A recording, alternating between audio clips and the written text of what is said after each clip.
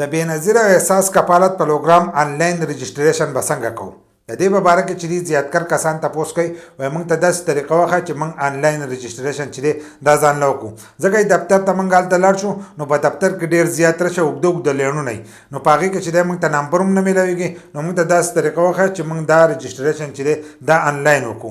ځینې کسان د دې په باره کې هم تپوس کوي وایي دا پیسې چې دي دا موږ ته نه میلاویږي نو موږ ته داسې طریقه وښایه چې موږ د دې لپاره ځان اهل کړو د هغې لپاره چې موږ به تاسو له روپۍ هم درکړو خو چې موږ اهل شو په روان وخت کې چې دی دا روپۍ موږ ته میلاویږي نننۍ ویډیو چې دا هغه زموږ د دې په باره کې ده خو د هغې لپاره چې دی ویډیو به پوره ګورئ یو لایک شیر کمنټ چې دی ویډیو له به لازم ورکوئ بل دا ویډیو چې دی د ثواب په نیت باندې مخکې شیر کوئ چې نورو کسانو ته هم ورورسي کم کسان چې د آنلاین په باره کې تپوس کوي چې دفتر ته موږ لاړ شو او هلته ډېر زیات رش دی او دا رجسټریشن چې دی دا موږ آنلاین وکړو او تاسو به قسمه قسم ویډیوګان هم کتلي اکثر زموږ د ویډیو په کمنټس کې هم لاندې کمنټ داسې پروت وي وایي که کم کسان آنلاین رجسټریشن کول غواړي نو لاندې زموږ سره په واتساپ باندې چې دی رابطه وکړئ او ځینې کسان به زموږ په شانتې ویډیوګان جوړوي هغه به تاسو ته هم وایي که څوک آنلاین رجسټریشن کول غواړي نو په دې نمبر چې دی زموږ سره رابطه وکړئ نو کم کسان چې تاسو ته وایي په واتساپ زموږ سره رابطه وکړئ دا ټول پیک کارونه دي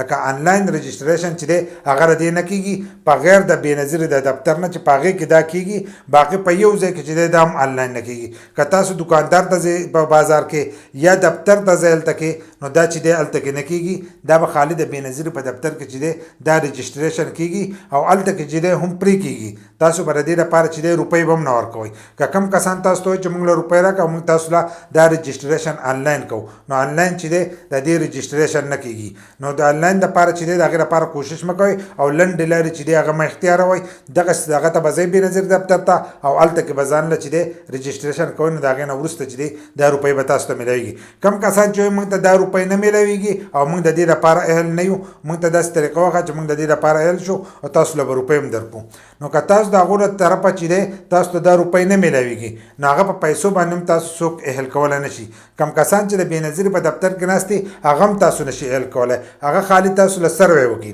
تاسو چې کوم معلومات تاسو هغه له ورکوئ نو هغه معلومات چې دی هغه راولي کمپیوټر ته ور وخیږئ هغه چې کمپیوټر ته ور وخیږئ نو دا لاړ شي اسلام آباد ته هلته کې بیا تاسو له هغو نمبرې درکړي ستاسو د غربت نمبرې چې دي هغه تاسو له درکړي نو د کومو کسانو د غربت نمبرې چې د 32 نه کمې سکور چې د 32 نه کمې نو هغو ته دا روپۍ میلاویږي خو د کومو کسانو چې د 32 نه سکور به پورته وي نو اوس چې دی هغې کسانو ته دا روپۍ چې دي نه میلاویږي د دې په باره کې چې دی زموږ ویډیو ښه تفصیلي شته چې سکور څومره دی او کومو کسانو ته چې دی دا روپۍ به میلاویږي او نور هم د بېنظیرې په باره کې چې دی زموږ ډېر معلوماتي ویډیوګان چې دي زموږ په یوټیوب چینل کې پراته دي نو په یوټیوب کې مظلوم یار اپیشل سرچ کړئ نو هلته کې به تاسو ته دا قسمه ویډیوګان چې دی به راشي تاسو هغه ویډیوګان کتلی شئ او په هغې باندې ځان پوه کولی شئ خو آنلاین رجسټریشن چې دی دا هم نه کېږي او په پیسو باندې تاسو هم د دې لپاره څوک اهل کولی نه شي دا ټول چې دی د اسلام آباد نه کېږي کله تاسو اهل شئ د دې لپاره نو بیا به تاسو ته یو میسج راځي او هغه میسج چې دی هغه هم د 8171 نه راځي اکثر ځینې میسجونه چې دي